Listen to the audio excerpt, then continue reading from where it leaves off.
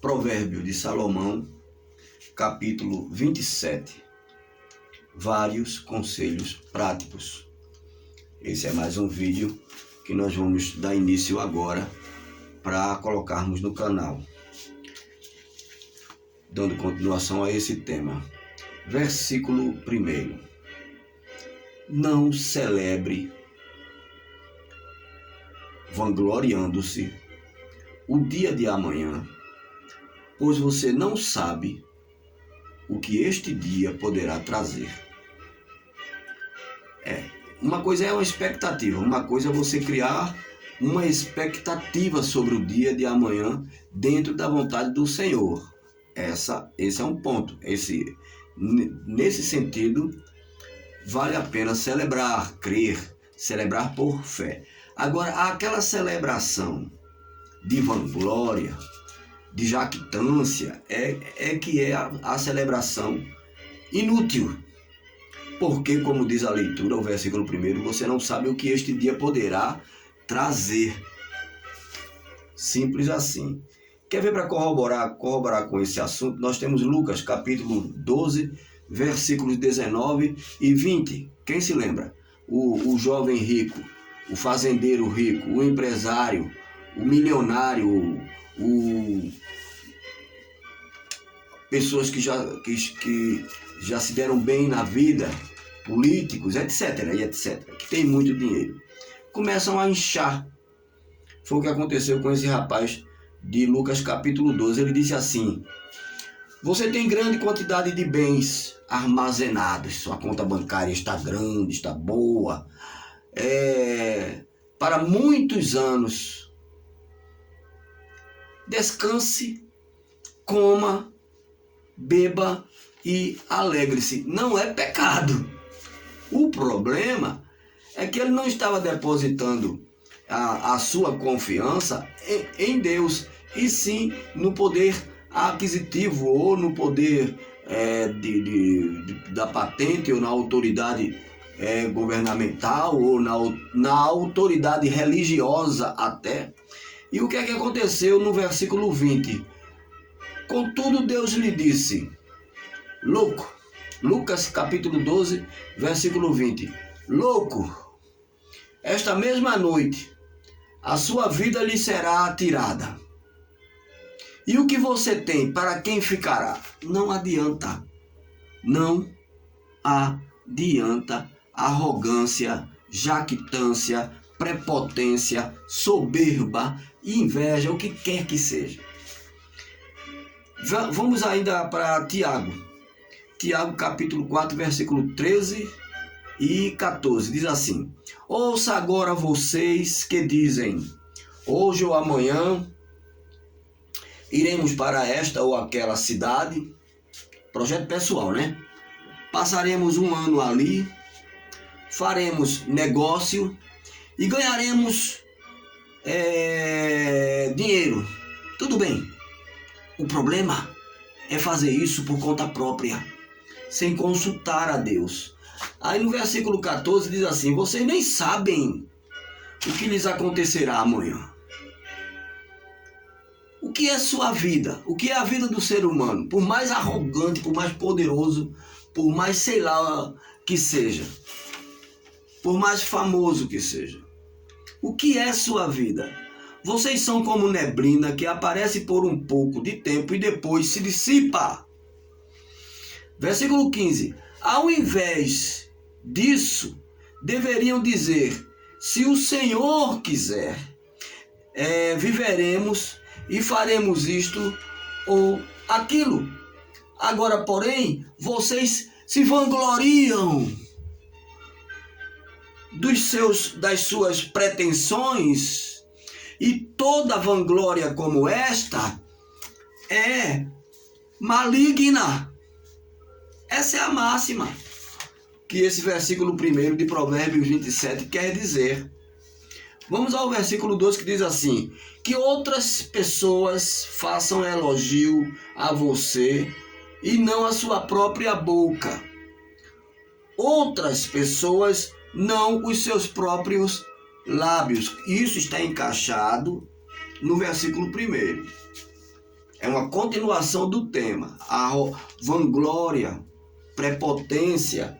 Aí Provérbios 25, 27 diz assim: quem come mel demais,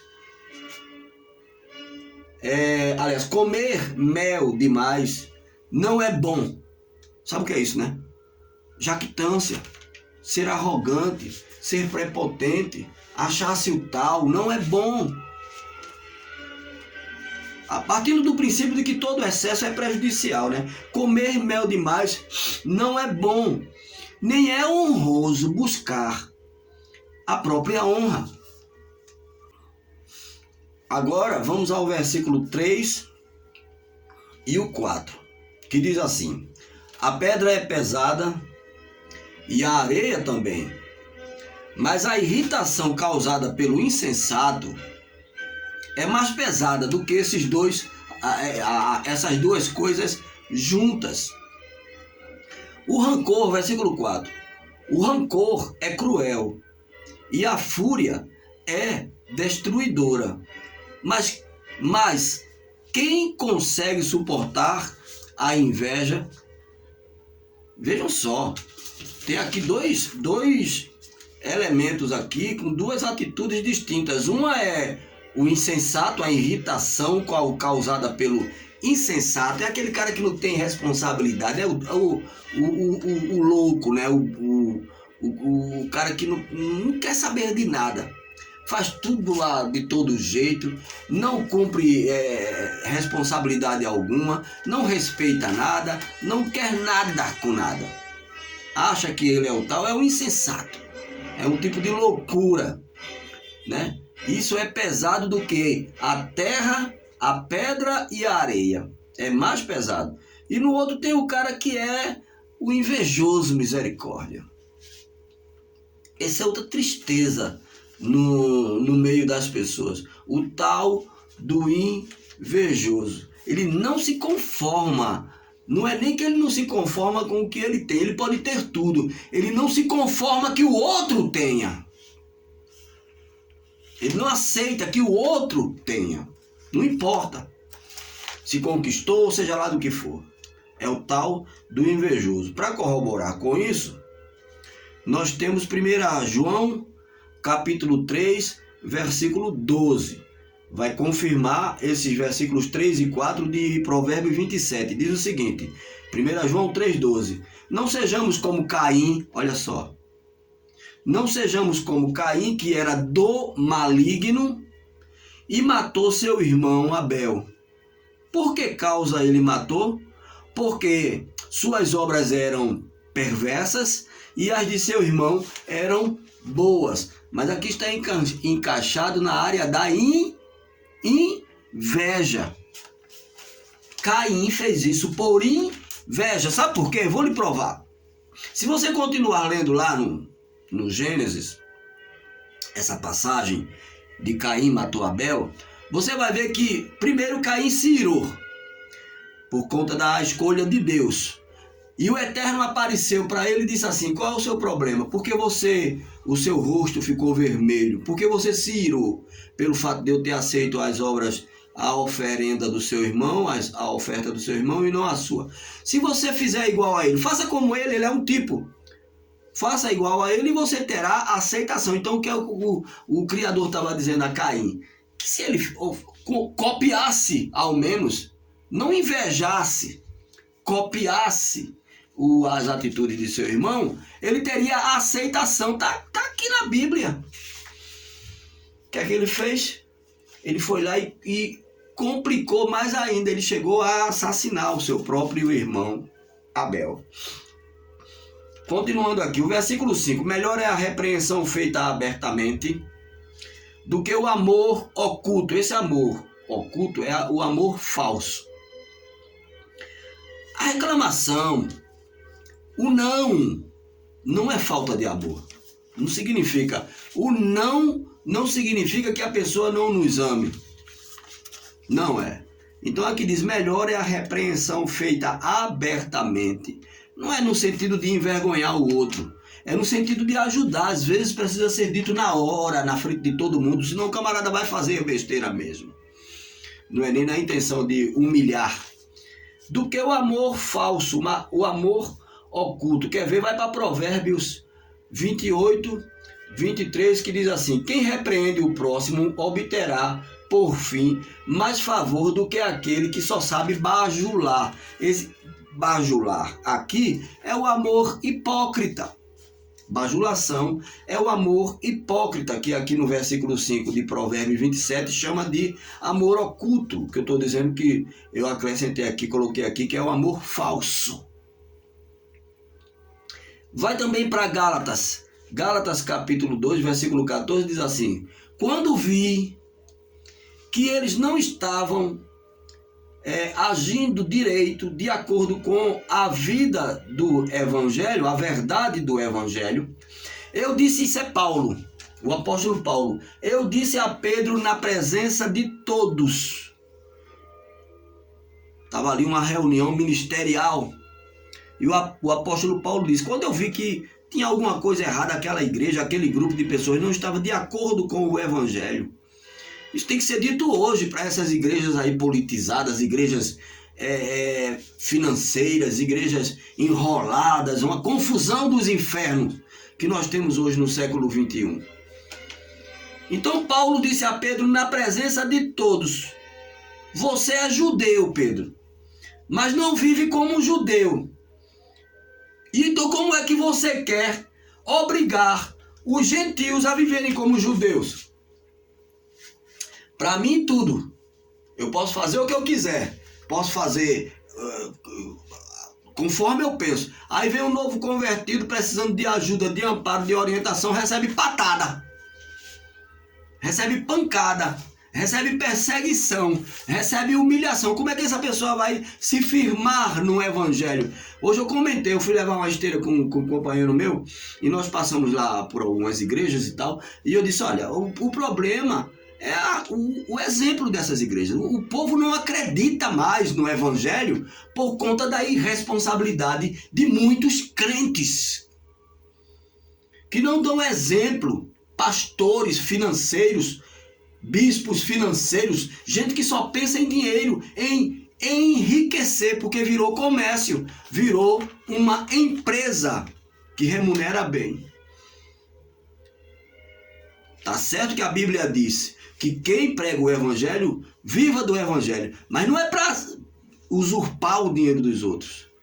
Não é para abusar das finanças da igreja. Mas tem gente que acha que é. Bom. Versículos 6 e 7. Provérbios 27. Aquele que nos ama, uma pessoa que nos ama, quer o nosso bem, mesmo quando nos fere. Tá? Isso está inserido no versículo 5, melhor é a repreensão feita abertamente, mesmo quando nos fere. Mas os beijos dos inimigos são falsos. Aquela bajulação, aquele nhenhenhen, pelas costas está metendo o pau, falando mal. Ou está ali por interesse, mesmo que não fale mal, só tem interesse. Versículo 7, quem está de barriga cheia rejeita até o mel, mas para quem está com fome, até a comida amarga é doce. Isso é vero. E isso acontece muito na vida espiritual. Tem gente que está no lugar, está bem tranquilinho, está em paz com Deus, cheio de erros, cheio de pecados, mas segundo eles em paz com Deus. Aí vem o outro coitado que está passando uma perseguição, alguma coisa, e é rechaçado.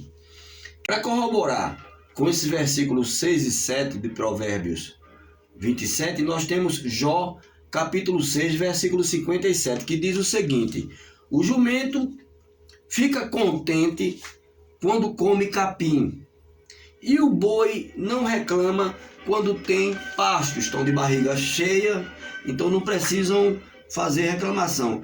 Mas quem gosta de comida sem sal? E que gosto tem a clara do ovo? Tem gente que não tem nem o que comer, comendo lixo. Lixo. Crentes de igrejas ricas, milionárias, passando necessidade, porque a liderança não tem a capacidade bíblica de ajudar os seus membros. O camarada oferta e entrega o dízimo 1, 2, 3, 4, 5, 6, 7, 8, 9, 10 anos, e no dia que está desempregado, 2 ou 3, 4, 5 meses que está desempregado, e não é por preguiça, é por circunstância, a igreja dá as costas. Só serve para dar o dízimo? É isso? A igreja só serve para receber dízimos? Corruptos. Lideranças corruptas. Não tenho apetite para comer essas coisas, e tudo o que como me faz mal.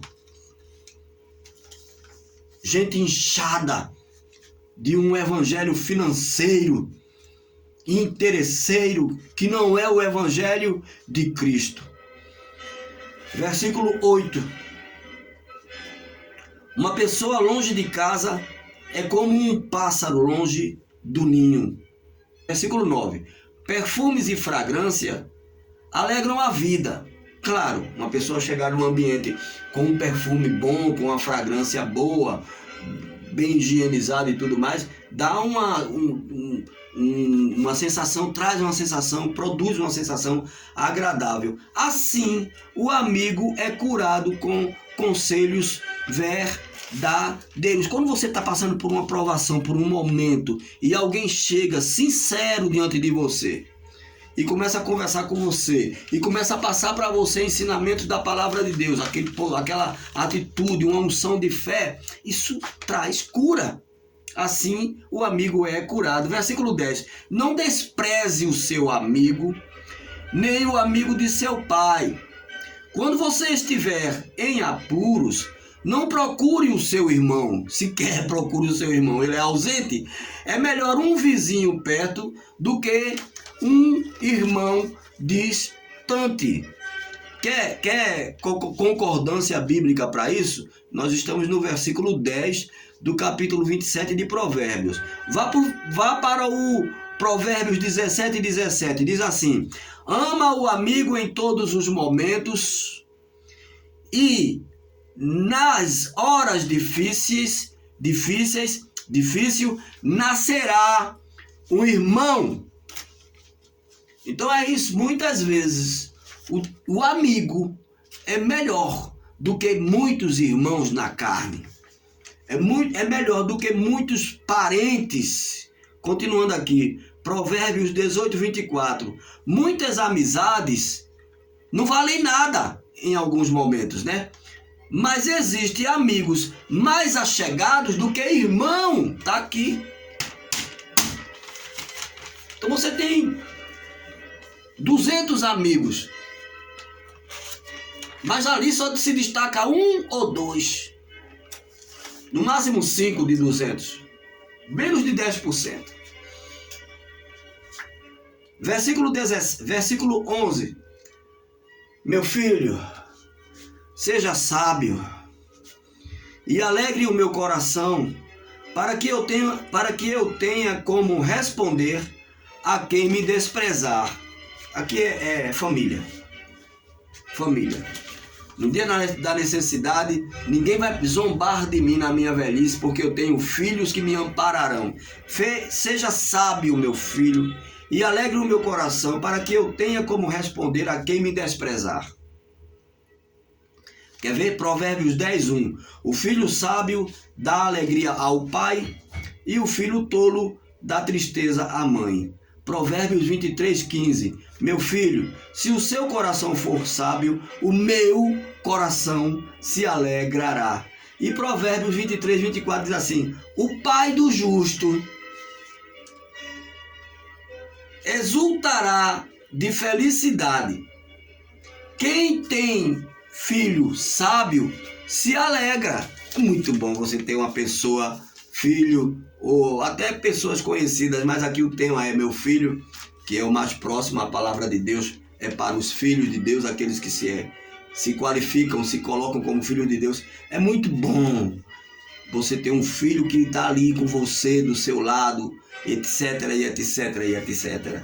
Versículo 12. O prudente percebe o perigo e busca refúgio. O inexperiente, em algumas Bíblias diz o simples, mas o inexperiente segue adiante, quer dizer, não tem conhecimento. A palavra de Deus diz, o conhecimento liberta. Então, o prudente, aquele que tem conhecimento, vê o perigo. Ele tem conhecimento, ele vê o perigo e passa de longe. O inexperiente segue adiante e sofre as consequências. 13. Versículo 13 diz assim: tome-se as roupas de quem serve de fiador ao estranho, sirva ela de penhor de quem dá garantia a uma mulher leviana. Em uma outra passagem de Provérbios diz a uma prostituta. Então o cara que se torna fiador de pessoas que ele percebe que não vai pagar aquela fiança, não vai honrar aquela fiança, é como se ele estivesse pegando o dinheiro dele.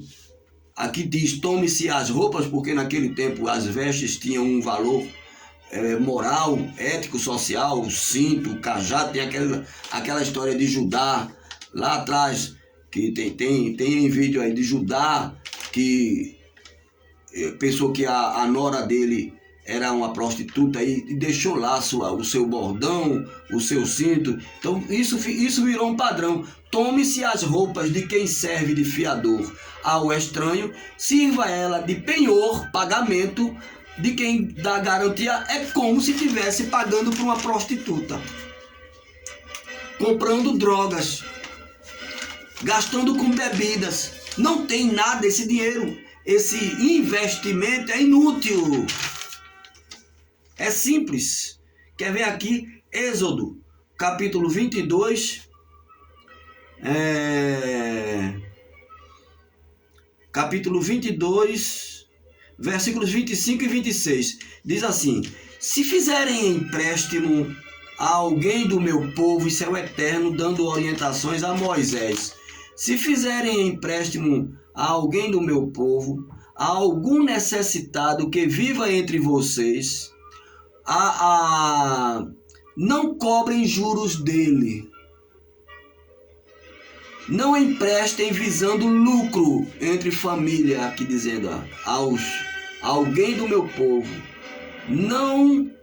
Não cobrem juros dele, não emprestem visando lucros. Versículo 26. Se tomarem como garantia o manto do seu próximo, devolvam-no até o final do dia. Então Deus não quer que um irmão tire proveito do outro irmão com usura, emprestando dinheiro com interesse financeiro. O que é que as igrejas estão fazendo hoje? Me diga, por favor, se esses bispos aí milionários e financeiros de jatinho e iate, adúlteros e adúlteras estão fazendo hoje. Usurpando aqui, ó, extorquindo dinheiro da lavadeira de roupas.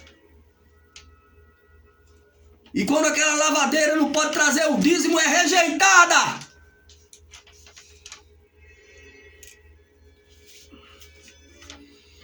Versículo 14 e 15.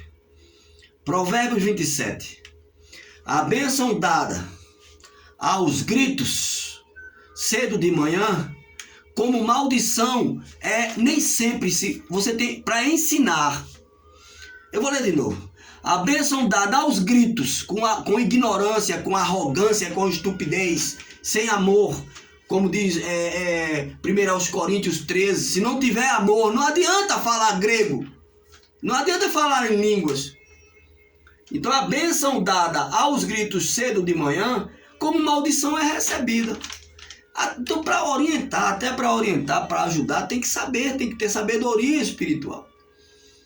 E o versículo 15 diz assim: a esposa briguenta é como um dia triste e chuvoso. Agora, aqui está dizendo a esposa, mas também tem o esposo briguento, viu? tem o filho birrento, a filha arrogante, ignorante. Isso engloba o ser humano como um todo. Está dizendo a esposa porque está falando a noiva, a mulher, que é o tipo da igreja. Mas tem o homem também que não vale nada, é um cavalo dentro de casa. Quer ver? Provérbios 19:13. Um filho sem juízo pode levar o pai à desgraça. Tá vendo que tem filho, pai, mãe, tudo um bando de jumentos que leem a palavra de Deus só destacando o que lhes interessa. E aí aquilo que coloca ele na rédea, ele bota de lado. Um filho sem juízo pode levar o pai à desgraça. Uma esposa que vive resmungando é como água que pinga sem parar. Não tem quem aguente. Não tem quem aguente. Tem certos homens também que não tem quem aguente. Continuando aqui, o versículo 16. O que é que se pode fazer para que ela fique calada? A mulher falante, briguenta, iracunda e rixosa. Você já tentou fazer o vento parar? Ou tentou pegar óleo com a mão? É a mesma coisa, não vai. Vai orar, deixa ela lá falando. Deixa ele lá, resmungando da tua fé. Tu tá em casa, lavando tuas roupas, fazendo a comida do camarada, lavando as cuecas dele. E o cara vem do trabalho, lá dos quintos dos infernos, da roda de amigos, da mesa de bar, como um cavalo. Não vai fazer nada contra ele, porque a palavra vai te repreender. Mas fica calada e vai orar. E o homem também faz isso. Fica calado e vai orar. As pessoas aprendem umas com as outras. Versículo 17. Assim como o ferro afia o próprio ferro. Então se você... Minha mãe dizia sempre assim: dize-me com quem andas e te direi quem és. Então você quer ser uma boa pessoa, procure associar-se a boas pessoas. É muito simples isso. Mas se você começar a andar com bandidos, com prostitutas, com mentirosos, com drogados, com não sei o que, com avarentos, com seja lá o que for, aquilo vai formar o seu caráter. Daqui a pouco você está igual a eles, você vai descer ao nível deles. Versículo 18. Cuide bem da sua figueira e você terá figo para comer. Trate bem o seu patrão e você será recompensado. Isso é claro, não é verdade? Então se você trabalha para você mesmo, você cuida bem da sua empresa, ela prosperará. Se você trabalha numa empresa dos outros, você obedeça lá o seu patrão. É óbvio que tem que ser um patrão que seja justo. E você será graduado, você será recompensado, você prosperará ali dentro. Você encontra isso em 1 Coríntios, eu não vou ler, porque é uma leitura longa, mas eu vou dizer. Você encontra esse assunto em 1 Coríntios, capítulo 9, do versículo 7 ao 13, falando sobre essa questão da obediência ao patrão, de trabalhar com as próprias mãos, ser honesto e assim por diante. Versículo 19. Assim como a água reflete o nosso rosto, o coração reflete o nosso caráter, reflete quem somos. O versículo 20 de Provérbios 27 diz o seguinte: a morte e a destruição são insaciáveis. Como insaciáveis são os olhos dos homens, o invejoso, aquele que não se satisfaz com nada, está sempre querendo mais, nada é suficiente para ele. Versículo 21, assim como o ouro e a prata são provados pelo fogo, o homem é provado pelos elogios que recebe. Então, se você faz por onde, você será elogiado. E aquilo é bom para você, desde que você saiba administrar o elogio, senão você vai ficar inchado. É um perigo também. Versículo 22. Mesmo que você batesse num tolo até quase matá-lo, ainda assim ele continuaria tão tolo como antes. Que pena. Isso está em Isaías, corrobora, né? Isaías, capítulo 1, versículo 5, corrobora com o versículo 1 ao pecar. Por que vocês continuam a pecar? Será que querem receber mais castigo? A sua cabeça está ferida e todos estão desanimados. Versículo 23, do 23 ao 27, para finalizar. Cuide de seu... Isso aqui está chamando para responsabilidade. Isso aqui é educação financeira. Hein? Educação financeira. A Bíblia vai ensinar você como lidar com os negócios, com o dinheiro, com tudo. Cuide das suas ovelhas e do seu gado o melhor que puder. Porque tanto as riquezas como os governos não duram para sempre. Não adianta confiar nos homens e nem adianta confiar nas conquistas passadas. Isso é uma constante. Você tem que sempre estar procurando ter mais. É claro que sem avareza, sem ganância. Mas você sempre tem que fazer por onde obter mais. Primeiro você corta o feno, depois corta o capim dos montes, enquanto espera que o feno cresça. Então, você planta numa área os agricultores fazem muito isso.